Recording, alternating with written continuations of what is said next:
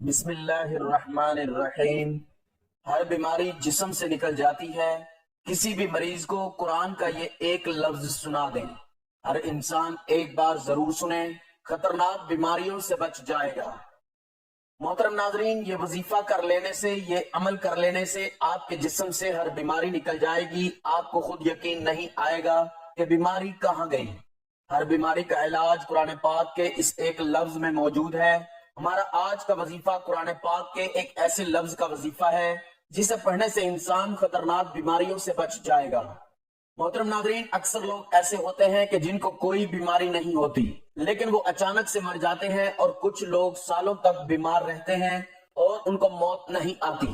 اور یاد رہے کہ جب بیماری لمبی ہو جاتی ہے تو اس بیماری سے نہ صرف مریض تنگ ہو جاتا ہے بلکہ اس کا خیال رکھنے والے بھی اس کی بیماری سے تنگ آ جاتے ہیں۔ یاد رہے کہ انسان پر جب بھی کوئی بیماری آتی ہے تو اللہ تعالیٰ ہی انسان کو اس بیماری سے شفا عطا فرماتا ہے۔ بعض اوقات شفا کسی ظاہری سبب سے حاصل ہوتی ہے اور بعض اوقات بغیر سبب ہی بیمار شفا یاب ہو جاتا ہے، لیکن یہ بات یاد رکھنے کی ہے کہ شفا تو اللہ دیتا ہے۔ اللہ کے علاوہ کون ہے جو شفا دے سکے؟ اور اسی چیز کو اللہ تعالیٰ نے قرآن پاک میں اس طرح بیان فرمایا ہے۔ ترجمہ: اور جب میں بیمار پڑتا ہوں تو اللہ مجھے شفا بخشتا ہے۔ یعنی دنیا کے تمام لوگوں میں سے جو بھی اس قرآن سے انکار کرے، اس کا ٹھکانہ جہنم ہی ہے۔ قتادہ رحمت اللہ علیہ کا قول ہے، اللہ کا پیغام اس کے بندوں کو پہنچاؤ، جسے ایک آیت قرآنی پہنچ گئی اسے اللہ کا امر پہنچ گیا۔ اسی لیے ہر مسلمان کے لیے ضروری ہے کہ وہ اپنی بیماری کے لیے شفا صرف اللہ تعالیٰ سے طلب کرے۔ یاد رہے کہ علاج کرانا منع نہیں ہے، لیکن علاج سے پہلے یہ ضروری ہے کہ نبی کریم صلی اللہ علیہ وآلہ وسلم کی تعلیمات کے مطابق اپنا علاج ان چیزوں سے کرنے کی کوشش کی جائے جن میں اللہ کے پیارے نبی حضرت محمد صلی اللہ علیہ وآلہ وسلم نے شفا بتلائی۔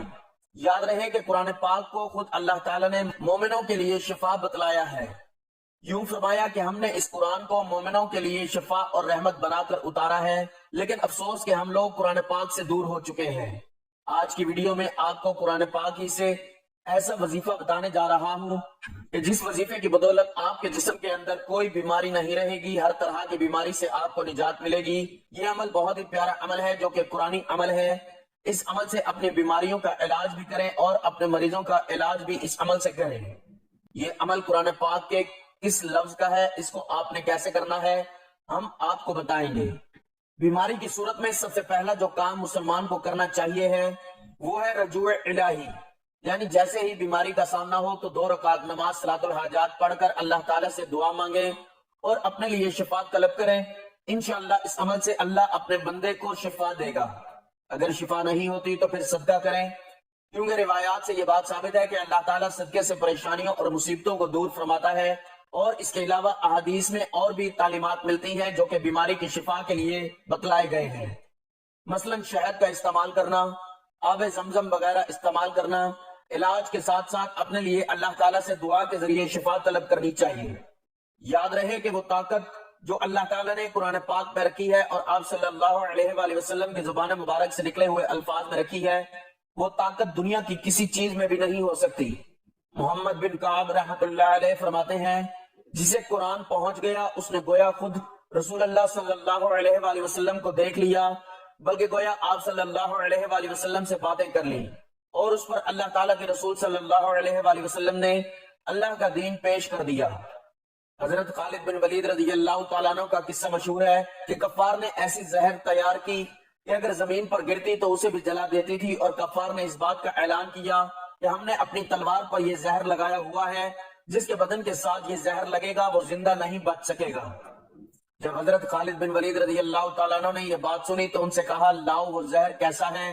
کافروں نے جب آپ کو وہ شیشی دی تو آپ رضی اللہ تعالیٰ عنہ نے حضور اقدس صلی اللہ علیہ وآلہ وسلم کی بتلائی ہوئی دعا پڑھی اور وہ زہر کی شیشی منہ کے ساتھ لگا دی۔ کفار کی آنکھیں پھٹی کی پھٹی رہ گئیں۔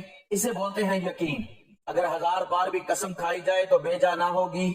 اللہ کے کلام اور حضور اقدس صلی اللہ علیہ وآلہ وسلم کے بتلائے ہوئے اعمال میں بڑی طاقت ہے، اس لیے ان اعمال کو پورے یقین کے ساتھ کرنا چاہیے۔ آزمائش اور مسائل حضرت ایوب علیہ السلام کی تکلیفوں کا بیان ہو رہا ہے جو مالی، جسمانی اور اولاد پر مشتمل تھیں۔ ان کے پاس بہت سے قسم کے جانور تھے، کھیتیاں، باغات وغیرہ تھے، اولاد، بیویاں، لونڈیاں، غلام، جائیداد اور مال و متاع سب کچھ اللہ کا دیا ہوا موجود تھا۔ اب جو رب کی طرف سے ان پر آزمائش آئی تو ایک سرے سے سب کچھ فنا ہوتا گیا، یہاں تک کہ جسم سے جزام پھوٹ پڑا، دل و زبان کے سوا سارے جسم کا کوئی حصہ اس مرض سے محفوظ نہ رہا، یہاں تک کہ آس پاس والے کراہت کرنے لگے۔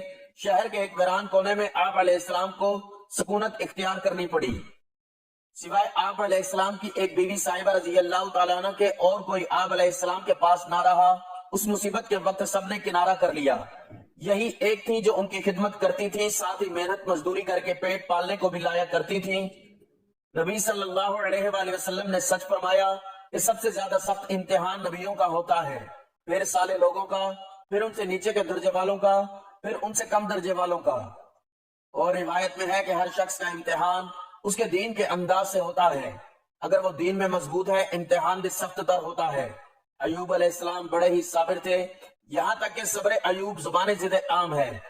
یزید بن میسرہ رحمۃ اللہ علیہ فرماتے ہیں جب آپ علیہ السلام کی آزمائش ہوئی، اہل و عیال مر گئے، مال فنا ہو گیا، کوئی چیز ہاتھ تلے نہ رہی، آپ علیہ السلام اللہ کے ذکر میں اور بڑھ گئے، کہنے لگے اے تمام پالنے والوں کے پالنے والے، تو نے مجھ پر بڑا احسان کیا، مال دیا، اولاد دی، اس وقت میرا دل بہت ہی مشغول تھا، اب تو نے سب کچھ لے کر میرے دل کو ان فکروں سے پاک کر دیا، اب میرے دل میں اور تجھ میں کوئی حائل نہ رہا، مگر میرا دشمن ابلیس تیری اس مہربانی کو جان لیتا تو وہ مجھ پر بہت ہی حسد کرتا۔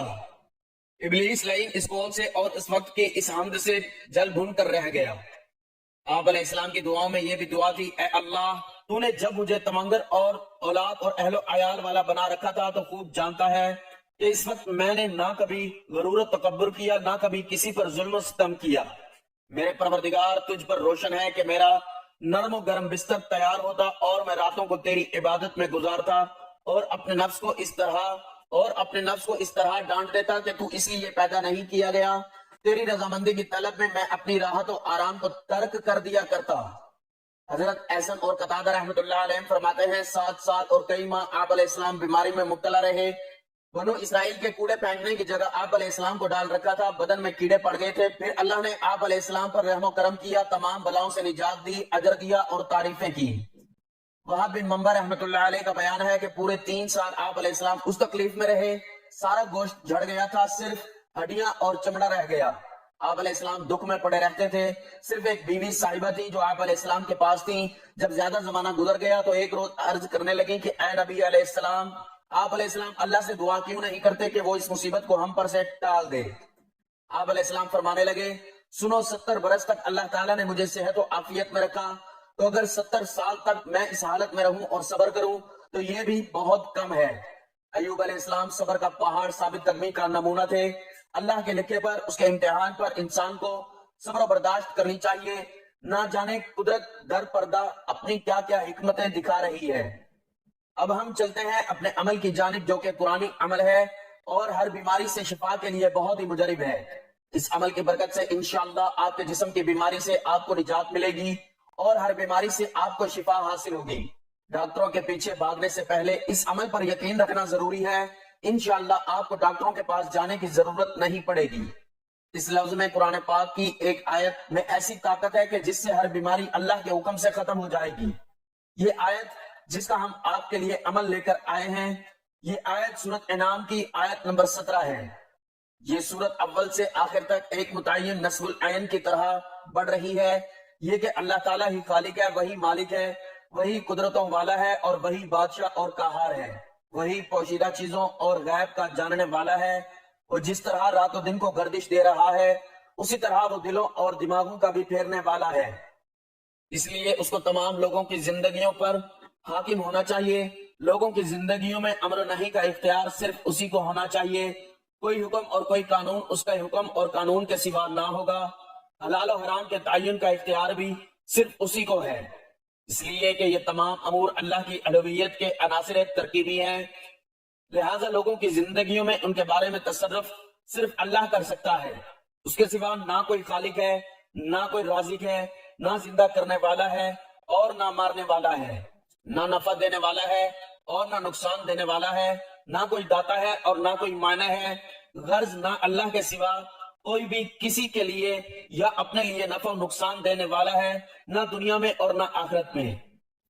ناظرین، آج کے وظیفے کی جانب چلتے ہیں۔ سورۃ انعام کی آیت نمبر 17 جو کہ آپ نے اس وظیفے میں پڑھنی ہے، اور قرآن مجید کا ایک لفظ بھی آپ نے ساتھ پڑھنا ہے۔ اس آیت کو غور سے سن لیجئے۔ وَإِن يَمْسَسْكَ اللَّهُ بِضُرٍّ فَلَا كَاشِفَ لَهُ إِلَّا هُوَ وَإِن يَمْسَسْكَ بِخَيْرٍ فَهُوَ عَلَى كُلِّ شَيْءٍ قَدِيرٌ، اور اگر اللہ تجھے کوئی تکلیف پہنچائے تو اس کے سوا اور کوئی دور کرنے والا نہیں، اور اگر تجھے کوئی بھلائی پہنچائے تو وہ ہر چیز پر قادر ہے۔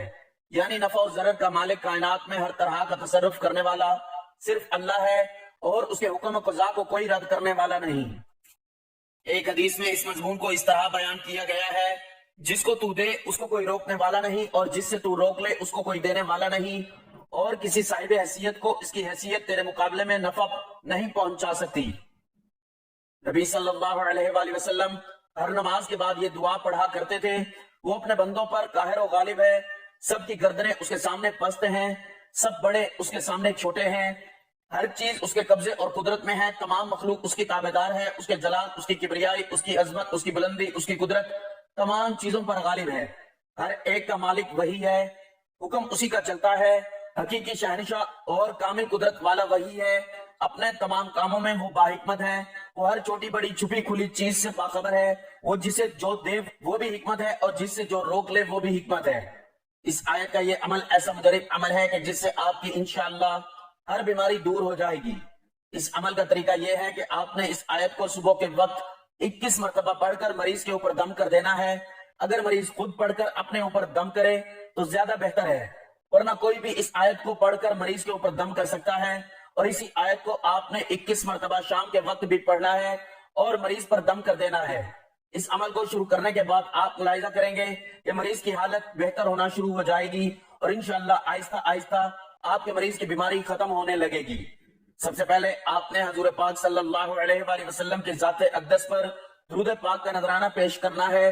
درود پاک آپ کوئی سا بھی پڑھ سکتے ہیں، ایک بار ثواب کی نیت سے میرے ساتھ بھی درود پاک پڑھ لیں۔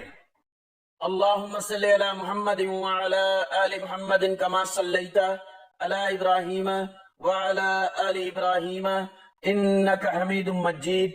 اللہم بارک علی محمد وعلی آل محمد کما بارکت علی ابراہیم وعلی آل ابراہیم انک حمید مجید۔ درود پاک پڑھنے کے بعد آپ نے یہ آیت 21 بار پڑھنی ہے۔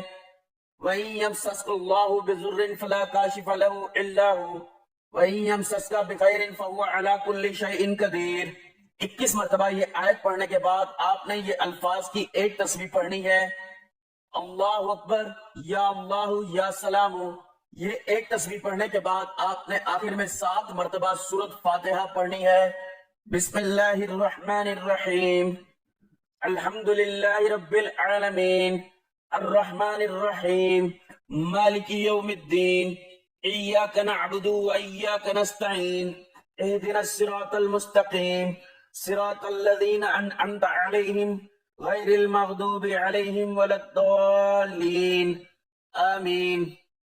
اور آخر میں پھر آپ نے دوبارہ درود پاک پڑھنا ہے جو شروع میں پڑھا تھا۔ بس اس عمل کو آپ نے پورے یقین کے ساتھ کرنا ہے، اور اللہ کی ذات پر مکمل بھروسہ کرنا ہے کہ اللہ تعالیٰ آپ کے جسم سے ہر بیماری کو دور فرمائے گا۔ یہ آیت زیادہ لمبی نہیں ہے اور یہ لفظ بہت ہی آسان ہے: اللہ اکبر، یا اللہ، یا سلام۔ اس لیے چاہیے کہ اس آیت کو اور ان الفاظ کو یاد کر لیا جائے، اور مریض کو بھی یاد کروا لیا جائے، اور مریض کو تاکید کریں کہ وہ ویسے بھی اس آیت کی تلاوت کرتا رہے، اور مکمل بھروسہ رکھیں کہ وہی شفا دینے والا ہے۔ آپ خود ہی اپنی آنکھوں سے اس آیت کی برکات دیکھیں گے۔ یاد رہے کہ صحت اللہ تعالیٰ کی بہت بڑی نعمت ہے، اس لیے ہمیں چاہیے کہ اللہ کی ذات سے ہمیشہ عافیت کی دعا مانگی جائے۔ جب بھی بیماریوں سے نجات کی دعا کی جائے تو اس یقین کے ساتھ مانگا جائے کہ اللہ تعالیٰ ہی کی طرف سے یہ بیماری ہے، اللہ ہی اس سے نجات دینے والا ہے، اور اللہ ہی شفا دینے والا ہے۔ جتنا زیادہ یقین کے ساتھ اس قرآنی آیت کا عمل کیا جائے گا اتنا ہی جلد نتائج سامنے آنے لگے گے۔ انشاءاللہ ہر بیماری دور ہو جائے گی۔ انشاءاللہ اس عمل سے اللہ اپنے بندے کو شفا دے گا۔ دعا ہے کہ اللہ تعالیٰ میرا سنانا اور آپ کا سننا اپنی بارگاہ الہی میں قبول و منظور فرمائے۔ آمین ثم آمین۔ تمام ناظرین سے گزارش ہے کہ اللہ تعالیٰ کے 99 ناموں میں سے ایک نام کمنٹ میں ضرور لکھیں۔ اللہ تعالیٰ ہم سب کا حامی ناصر ہو، آمین، جزاک اللہ۔